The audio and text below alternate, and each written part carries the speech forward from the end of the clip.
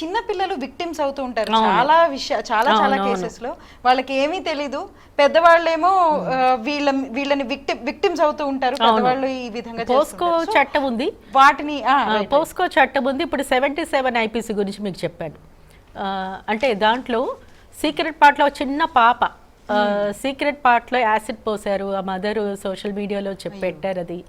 అంటే ఇదంతా ఏంటంటే 77 ఐపీసీ, ఒక సీక్రెట్ పార్ట్స్లో వాళ్ళ మీద అటాక్లు చేయటం ఇవన్నీ. అలాగే చిన్నపిల్లలకైతే పోస్కో అది ఇంకా సివియర్, ఆ సెక్షన్స్ అన్నీ కూడా. బెయిల్ కూడా దొరకదు కదా, బెయిల్ కూడా అసలు దొరకదు. బెయిల్ దొరకటం కాదు, ముందు అసలు అడ్వకేట్స్ కూడా వాళ్ళ తరపున అరుగు చేయొద్దని చెప్పి చాలాసార్లు చెప్పడం జరుగుతుంది.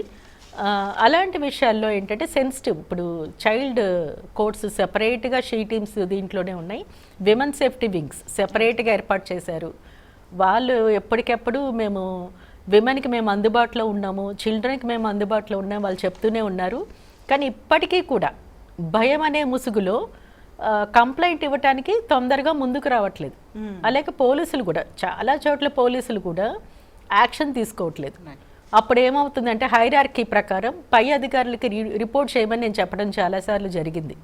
పై అధికారులకి ఎప్పుడైతే కంప్లైంట్స్ పై అధికారుల వరకు హైరార్కీ ప్రకారం మనం ఇస్తామో ఖచ్చితంగా యాక్షన్ తీసుకుంటారు. కానీ నేను మళ్ళీ చెప్తున్నాను, పోలీస్ వ్యవస్థ ఇంకా జాగ్రత్తగా మీకు వచ్చే కంప్లైంట్స్ రిసీవ్ చేసుకుని యాక్షన్ తీసుకోవాలి. అలా తీసుకోకపోతే మటుకు మహిళా మండల్స్ కానివ్వండి, విమెన్ వింగ్స్ కానివ్వండి, వీళ్ళు మీ మీద యాక్షన్ తీసుకోవడానికి రెడీగా ఉంటారు ఇప్పుడు. ఎందుకంటే ఇప్పుడు ఒక ఫస్ట్రేషన్లో ముందుకొచ్చి వాళ్ళని కాపాడుకునే దీంట్లో ఉన్నారు. Okay, right. So digital violence గురించి ఈనాటి కార్యక్రమంలో మా ప్రేక్షకులకి చాలా చక్కగా వివరించినందుకు thank you so much madam.